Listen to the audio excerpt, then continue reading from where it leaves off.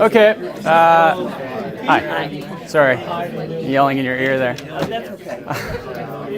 I think we're going to try to get started, just so you guys have enough time for, to bail early if you need to or something.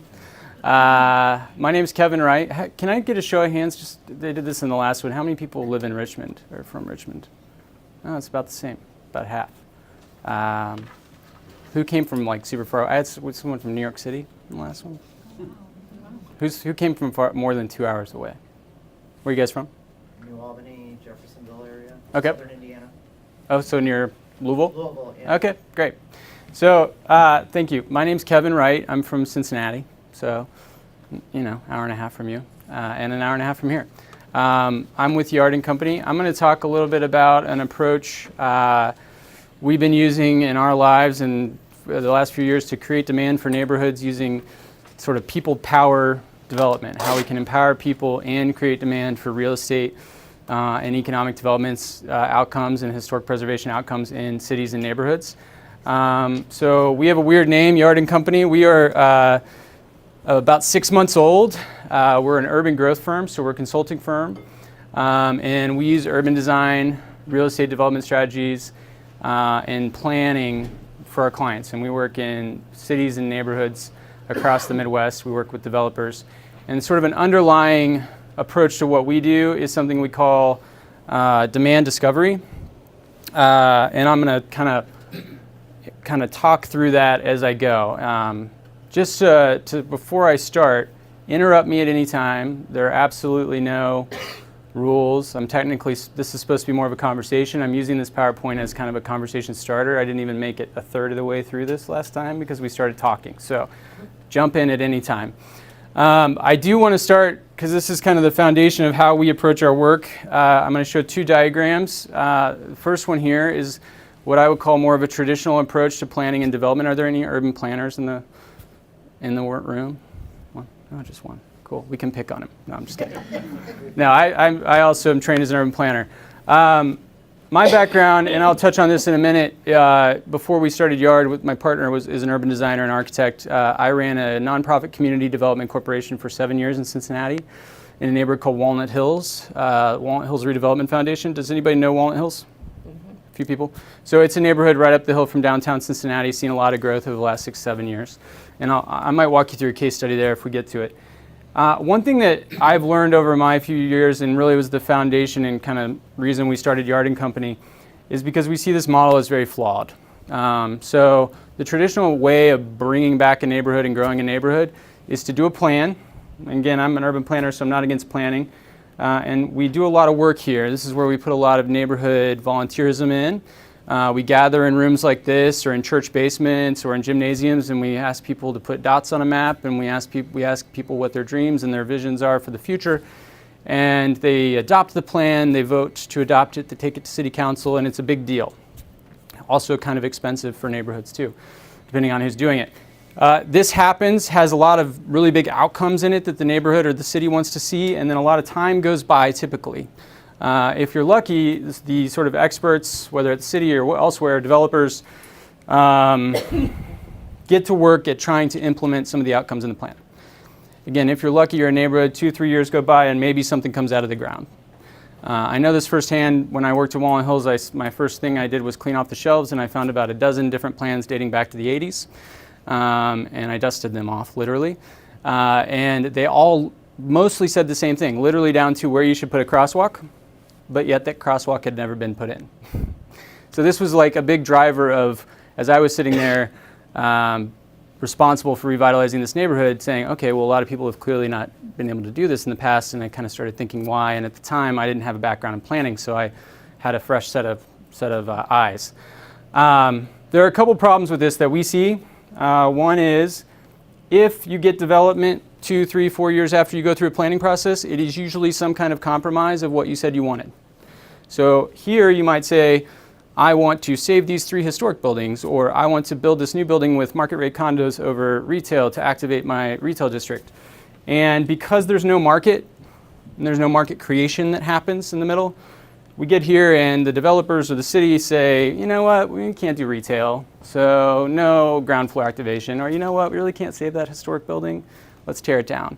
And then that leads to anger, as I don't know if anybody's ever been in a community meeting where you get yelled at, but I have. And it's not fun. But because these people, 3-4 years have gone by, A, they may not remember ever even talking to you because it's been so long, and they don't remember telling you what they wanted because they haven't been engaged here. And B, they're mad at the end because you're making some compromise. You're tearing down a building. They wake up one day, they see a bulldozer.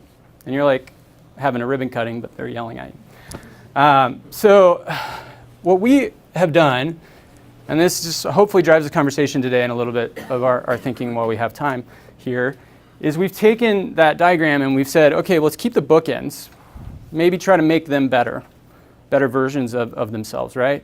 And we do that by inserting 2 pieces in the middle. And this is really what we call the demand discovery phase. Build demand. So right out of the gates of adopting that plan, how do you keep people engaged and excited about creating demand for their neighborhood?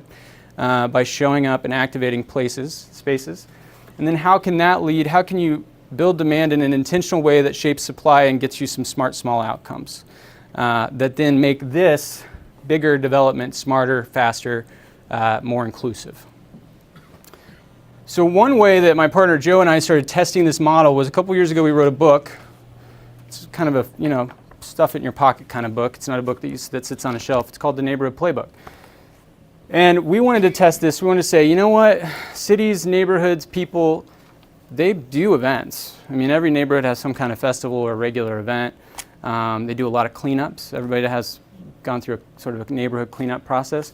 So how could you take that energy and give them a field guide that directs that energy in the right way to activate spaces to shape development outcomes for neighborhoods? The traditional diagram that I showed you first is very supply heavy. It's focused on who are the supply builders, how do we get the supply builders to build the supply in the neighborhood. There's oftentimes a lack of how you create and shape a market that gives you the supply you want. And so this guide was a way to put this in people's hands to see if it would work. It's done well. I'm going to pass it around.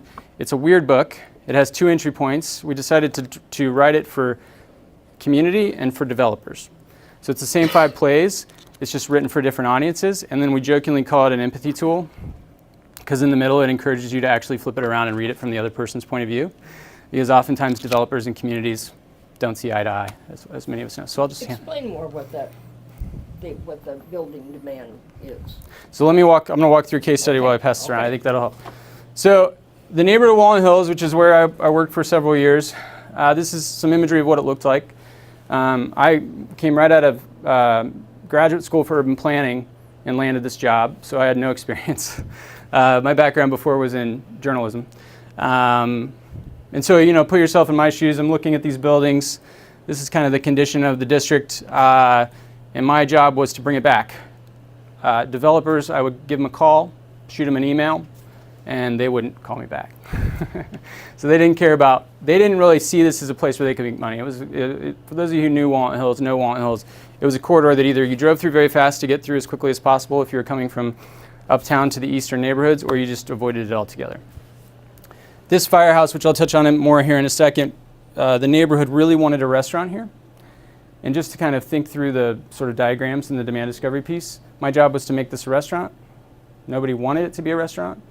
The current market called for either to tear it down or to maybe find some crazy historic preservationist to build a single family home there, right? So there was really I was caught between 2 kind of voices. One was like, do what's possible, and then do the impossible. And so what we did was we started thinking about demand creation. How could we get people to care about this place? No one cares, but we think they should. We see the potential.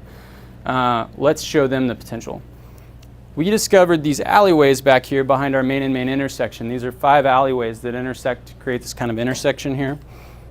We discovered this when we were walking around the police. The police said, this is where a lot of your crime is coming from. And so we came back here and we said, okay, well, we need to clean this up. This is a mess.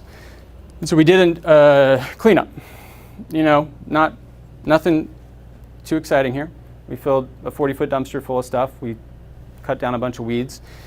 But what we then did was we said, if if we're going to do a cleanup, let's follow it up with an event. Because what's the reason for doing a cleanup if it's just going to continue to sit there and become overgrown again? And so we quickly came up with this idea of a pop-up beer garden. Super cheap, food truck, a keg of beer, and some music. We had no money at the time, so then we threw this event. You can see people are sitting on buckets. About the day before the event, we said, oh shit, where are people going to sit? And so we went to the hardware store and we bought some buckets. Actually, they gave them to us down the street.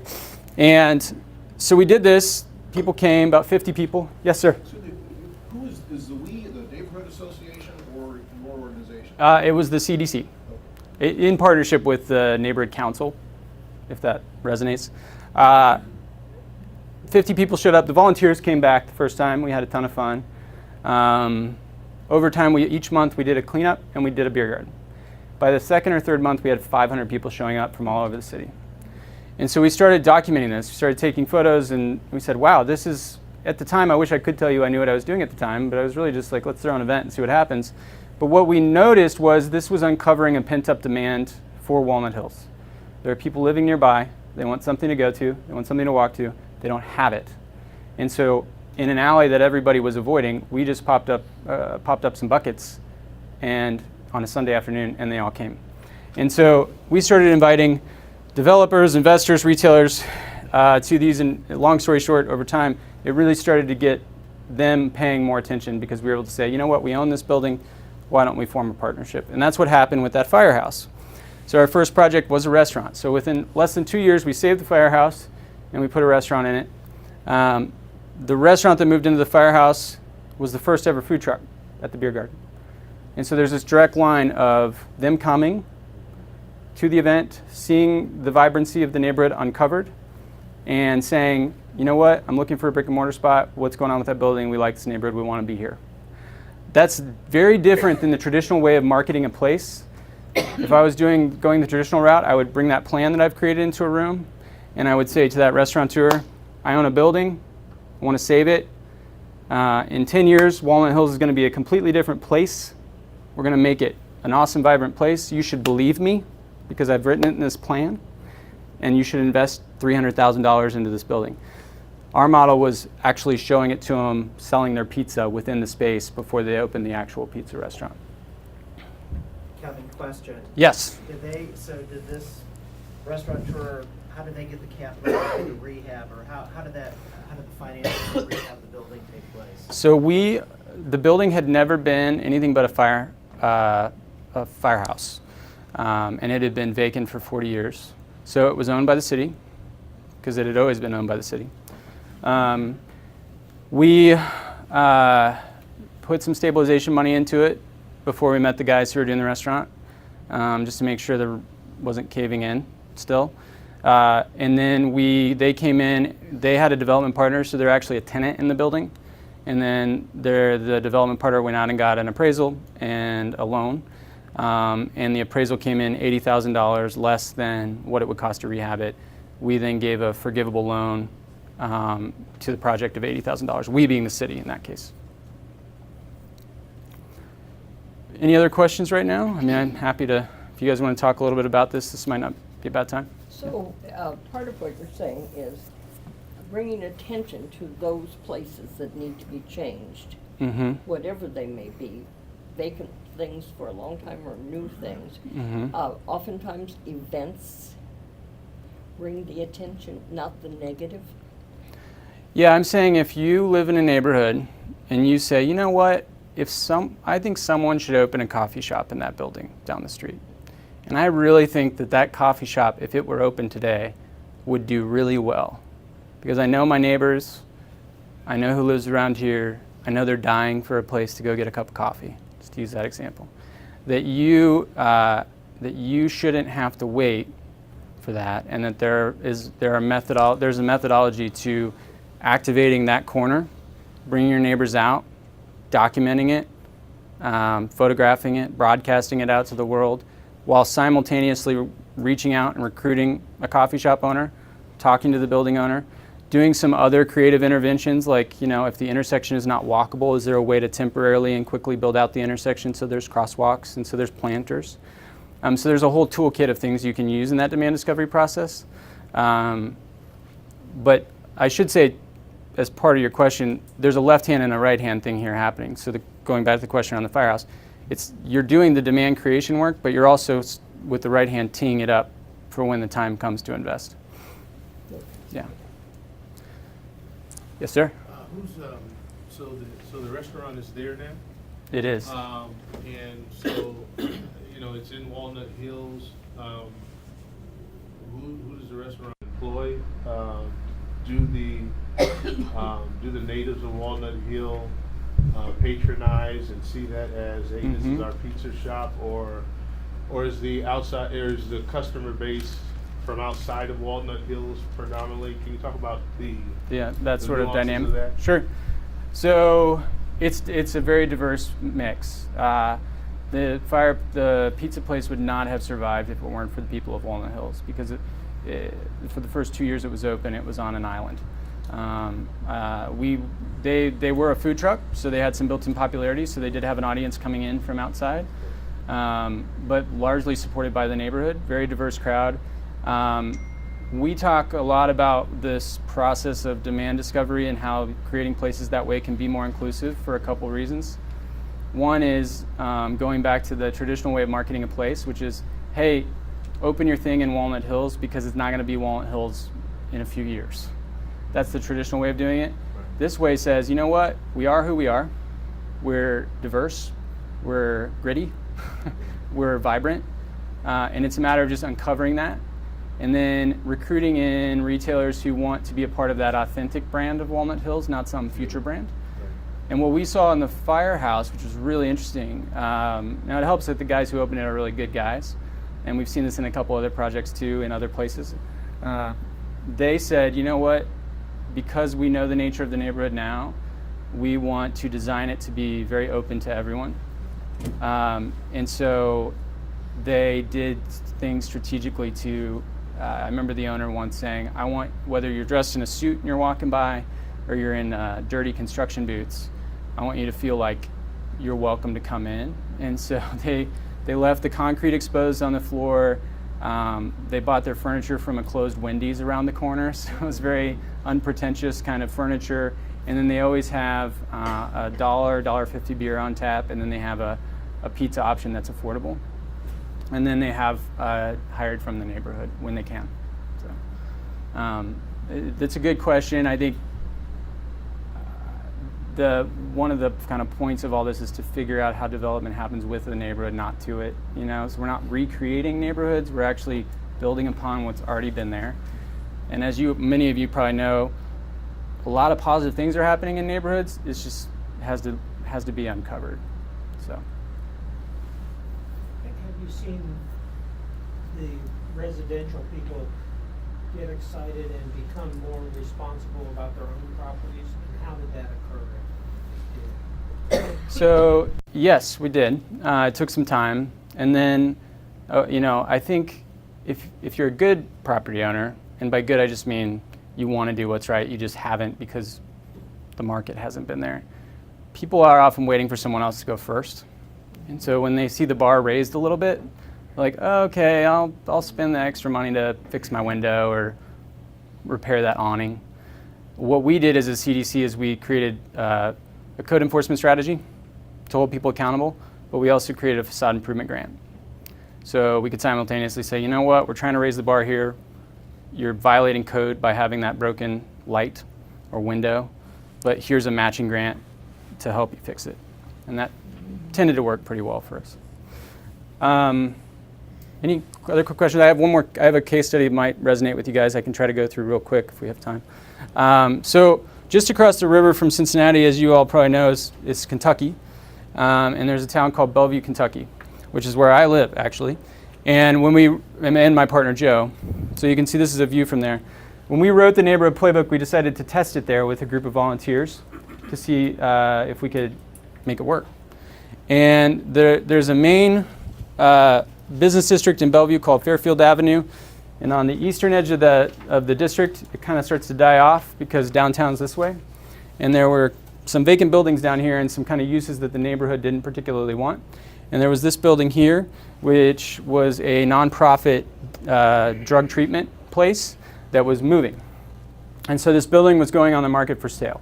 And there were some people in the neighborhood who wanted to influence the sale of that building. They wanted to see it become residential or office over some kind of a restaurant. And we had touched base with them on the neighborhood playbook, and we knew them because they were our neighbors. And so the building, is an old bank, nice looking building. Parking lot here. A lot of people saw this parking lot as the biggest asset for the building and the biggest driver of the sale value because it had dedicated parking. And we saw a little something different with the parking lot, which I'll touch on. So we got together with these folks, and they said, let's figure out a way to program the area to show that if someone did put a restaurant here, there is a built-in population that would support it. And so they diagrammed out something called the Old Kentucky Makers Market. Their line of thinking was, Northern Kentucky, if you guys know it very well, oftentimes apologizes for being Kentucky. They're like, oh no, we're like Cincinnati, we're not Kentucky. But come on over and hang out with us, we're like you guys. They wanted to put a flag in the ground and just claim Kentucky. Kentucky is bourbon, it's horse racing, it's bluegrass, they're going to own it. So they decided to do this Old Kentucky Makers Market, so they diagrammed out kind of this parking lot and where all the stuff would be. Essentially, Kentucky food, Kentucky makers, Kentucky music, Kentucky alcohol, the whole 9 yards. And so they had zero money, similar to the 5 Point story. They had zero volunteers, so they used child labor.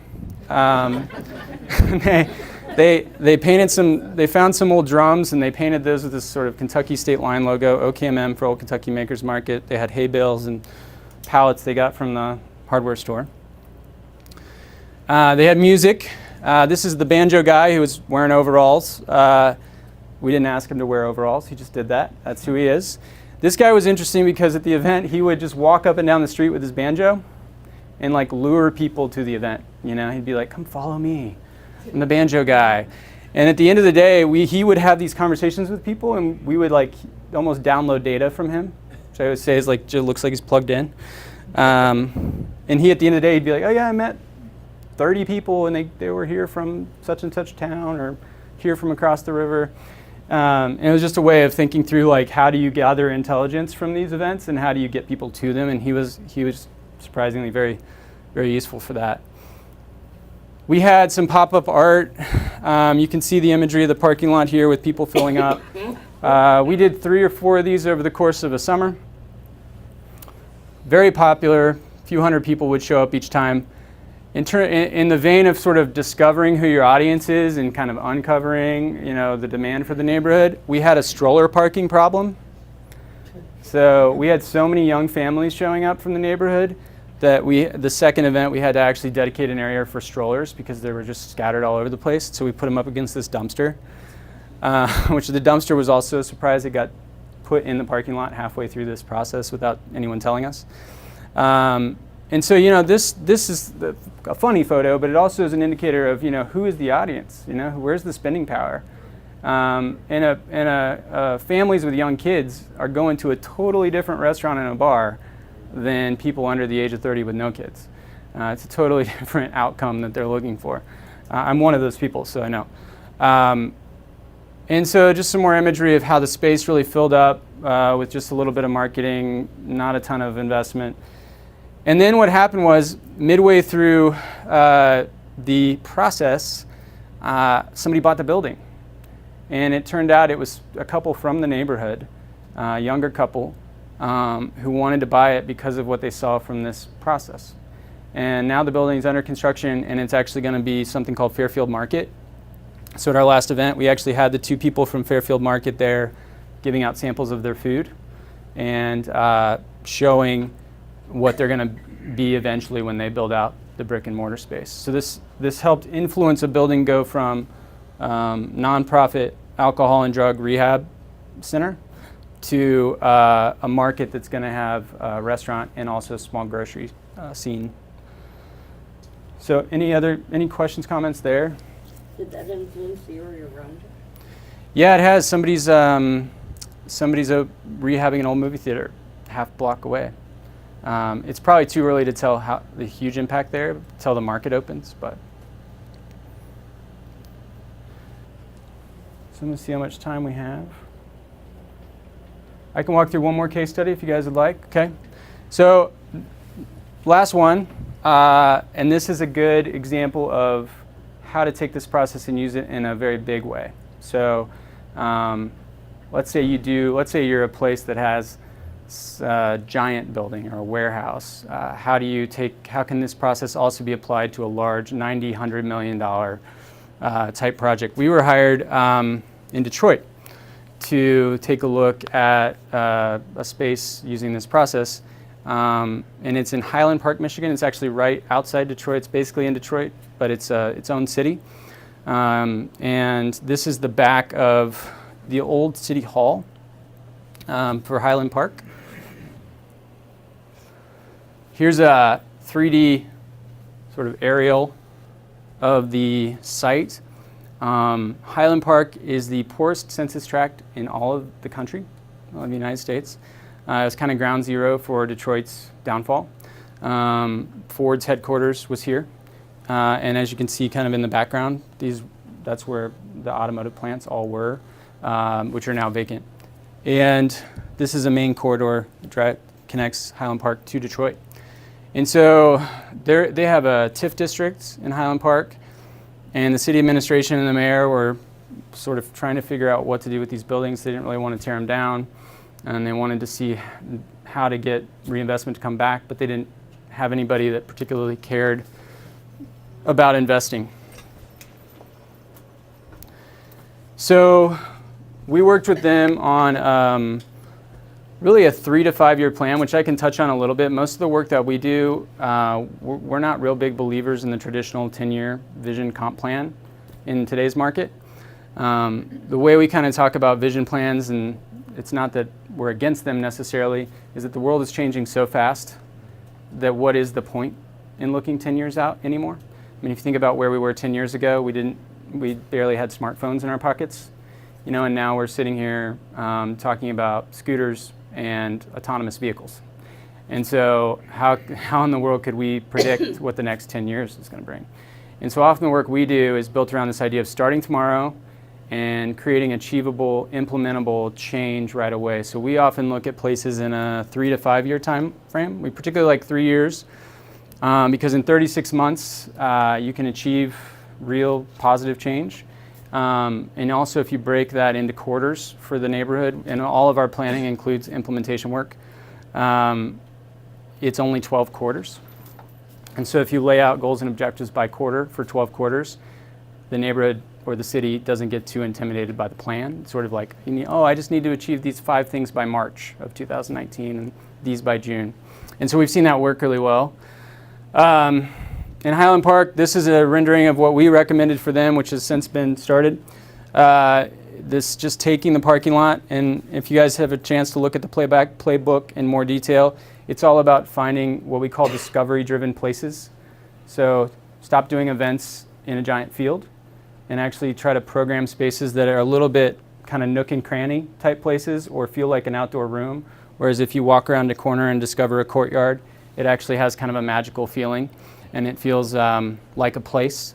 And so we really loved this area for that. So we encouraged them to program the parking lot and use the movie screen, but then also to start doing almost like leaving breadcrumbs along the path to get people there. So how can you use creative placemaking to paint streets, crosswalks, alleyways? How can you get creative with signage, et cetera? And then over time, this is kind of how we encourage thinking about the more supply side development and investment. How do you start rethinking the street, making it more walkable? Where do people park? What does the big residential infill look like around the amenity that you've created through this pop-up to permanent type process? And then actually replacing, in some cases, the pop-up plaza that you created in the parking lot with buildings based on what you learned throughout the process. Another piece of this project here was this space. Again, kind of a interesting little space with surfaces that you could put murals on. There's a garage door you could use to put a band in or to put your food and beverage. same process here. How do you activate a space, get people there, show the world that there are people nearby who will come if you build it, and then over time begin supplementing that with real physical change for a place. Just end on this, and then hopefully there's time for conversation. Some of the principles, I'm actually going to go out of order here because I think one of the ones we've really hammered on is in some ways this last one, which is rooftops follow places. The traditional model that from the first diagram that I showed at the beginning is built around the opposite of that. It's really built around this idea that retail follows rooftops. How many of you have heard that term? It's sort of built on the idea that you can't have a coffee shop or you can't have retail in your neighborhood unless you have the population to support it.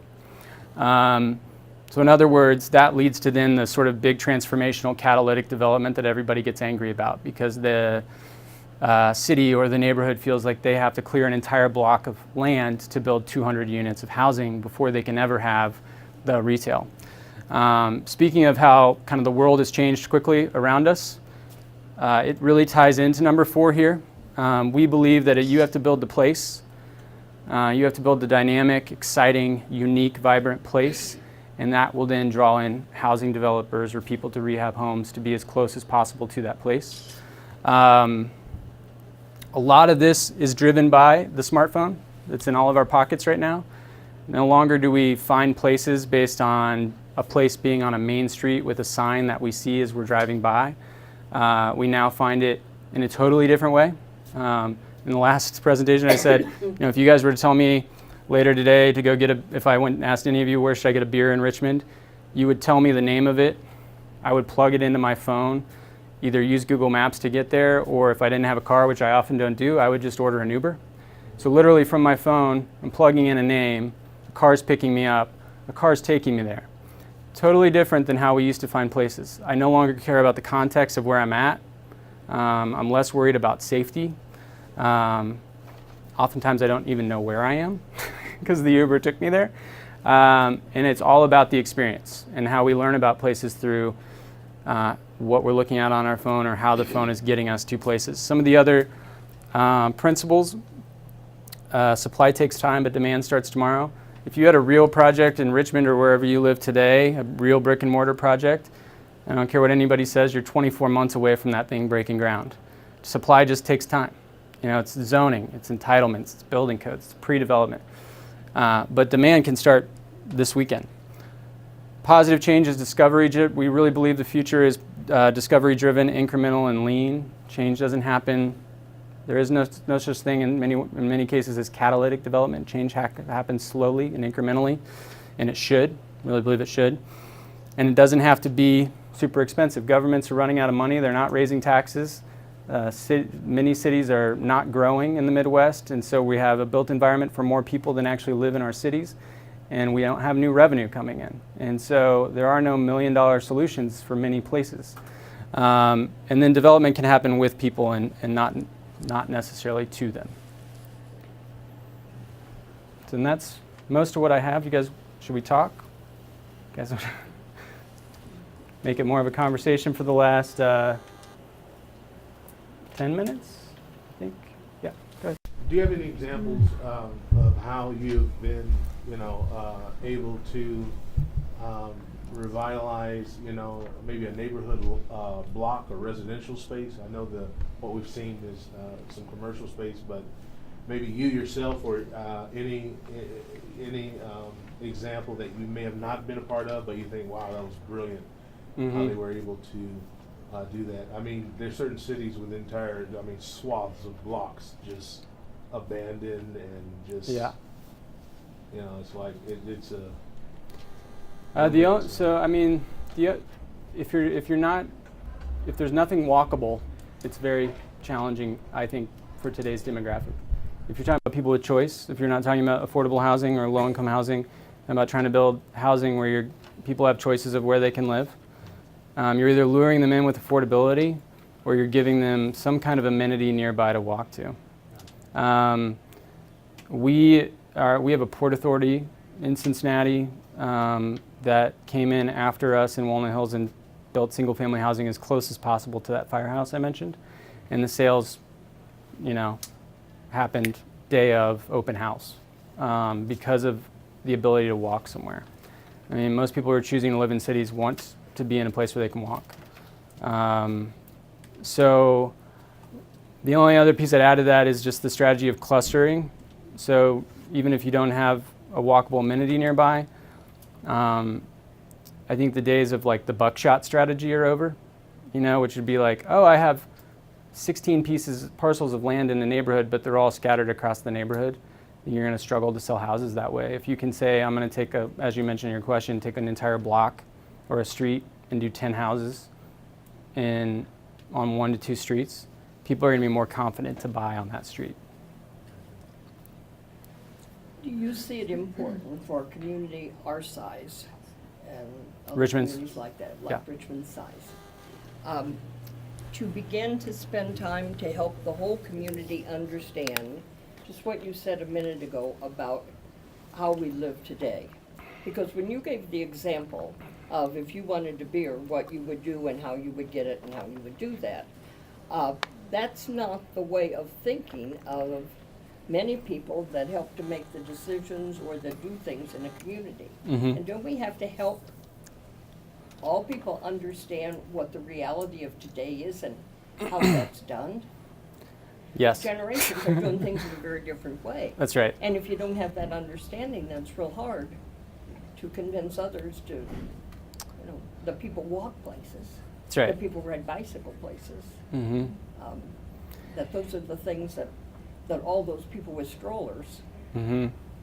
Yeah, it's interesting. There's pessimism all over the place about that sort of thing, but there are examples of every size town at different scales achieving success through what we just, not necessarily the process I just outlined, but the idea of urban living. It can happen in Richmond, Indiana. It can happen in Cincinnati, Ohio.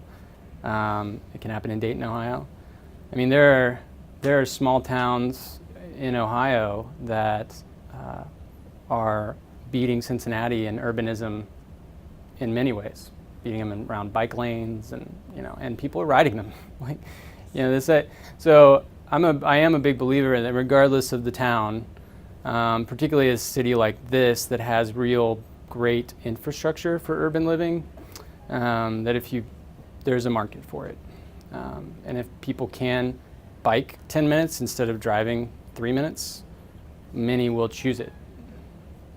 Although I've been told I shouldn't bring up biking here. I'm just kidding. Well, we just went through an issue of bicycles and trails and all this Yeah. in this community. And I thought everyone understood that that's the way of the future. But I was amazed at the people that no one drives, no one walks. But that exists. No one rides It exists bicycles. everywhere. In northern Kentucky, just last week, there was a news story. Somebody created a Facebook page that called for people to run over cyclists, literally to murder people. It was insane. It was all over the news. So there are people who are very angry about that. People will always resist change and think that it won't work and be pessimistic about it. But for what we're talking about today, there are examples across the country in cities of all sizes where it's working. Yeah, go ahead. What's taking off on her question though? What strategy do you use to convince somebody who was raised in a new suburban car to get everywhere world, and that's how they perceive things? Sure. How do you make them see what your generation sees? What are the strategies you can use to change minds, I guess? Yep. And I was going to say, I think it's cross-generational. I mean, so there are older people who are biking everywhere, and then there are people my age who think I'm crazy for living in the urban core. But I think this process is really great. I mean, obviously I'm tooting our own horn here a little bit, but the question you're asking is, what can we do to show them as soon as possible that there's demand for this? And so if that means to continue on the thread of bikes, if that means strategically taking a 3 to 4 block stretch that connects 2 things in Richmond and painting a bike lane and having a day where you close the street and people come out and bike, and then being able to show your policymakers that with just a little bit of investment and just a little bit of marketing, we got 500 people out biking to show them that then they should make the investment in permanent infrastructure? Or same thing with retail on in your main street, line all those storefronts on Main Street with pop-up retailers for 3 weekends in a row and show that people were dying to come out and experience Main Street again. And I'm saying Main Street generically. I don't know much about Richmond's Main Street. But I think that's part of the way to do it. Also, I mean, if you can get them to other cities, we found that really helpful. Like, get them on a bus, take them to Nashville, take them to Louisville, take them to Cincinnati. Have them walk around with people who used to be pessimistic too. Kevin, people the ordinary folks who work every day, struggling to get by. You dealt with this in Walnut Hills. How do we get them engaged? Have you covered this in the talk? No, but I got the same question last time. That's an important question because in Walnut Hills, yes, you have, and in a lot of places nowadays, I mean, you have people dealing with whether they can feed themselves or keep a roof over their head, and last thing they care about, frankly, is their growth of their community, because they probably feel like they might lose their house and not even live in that community in 6 months. It's a harder to reach population. It's a harder population to engage. What I've learned over the last 7 years or so is don't expect those folks to come to your neighborhood, to come to your meeting with your agenda in your location, which is oftentimes how that traditional planning process works, which is like, let's hold a public meeting and, with our agenda and expect them to come to us. So oftentimes what we would do is have a table set up in a building where people live, or at a diner that people go to, or at the library, and simply we would have an agenda internally. We're trying to learn about what we want growth to look like, but it wouldn't be set up that way. It would be more about a conversation, listening. We did something really early on called 2-cent coffee, where we set up by a bus stop a table with coffee, and you could give us your 2 cents on the neighborhood, and we'd give you a cup of coffee. So while they're waiting for the bus, I'm just having a coffee with somebody saying, what's your day-to-day like? Like, what do you struggle with? Like, and that's good intel for the investment planning process. Yep. Did you have your hand up? Or you give me a 5-minute warning? You have a couple more minutes. Okay. Yep, sir. Talking about building demand, I think it's interesting because we're using the term demand, like market, neoliberalism, these type of things, right? But essentially, building demand isn't new. Saul Alinsky wrote Rules for Radicals in the 60s. The Black Panthers have been giving away food and creating community.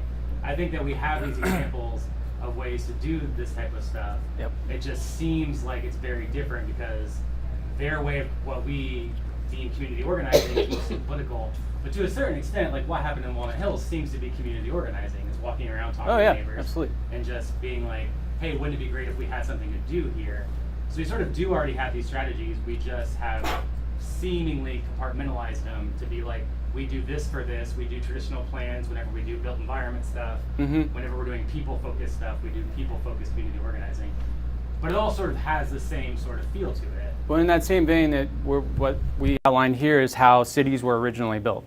Sure. Right? It's the same process of, incremental, have a hot dog stand, test it, turn it into a hot dog restaurant, kind of thing, like dirt streets, slowly pave them over time. That's how the cities were built. And now, one of the problems we didn't talk about today is that then we went away and we built the suburbs for 50 years, and people are starting to move back in, and we're taking that sort of financing and traditional building that we did in the suburbs, which is standard now, and trying to reapply it to rebuilding cities, and it's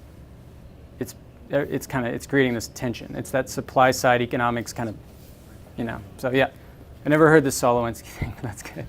No, it's true.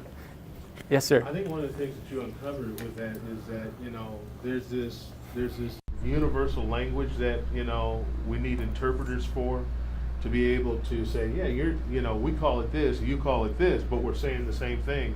I think that's true for the generational disconnect, cultural disconnect, disciplinary, if you're talking about academia, disconnect, and we need more kind of interpreters, people who can make the translations to be able to bridge these gaps that that ultimately disempower communities. You know, it's like, you know, we create communities, we create committees to try and solve it.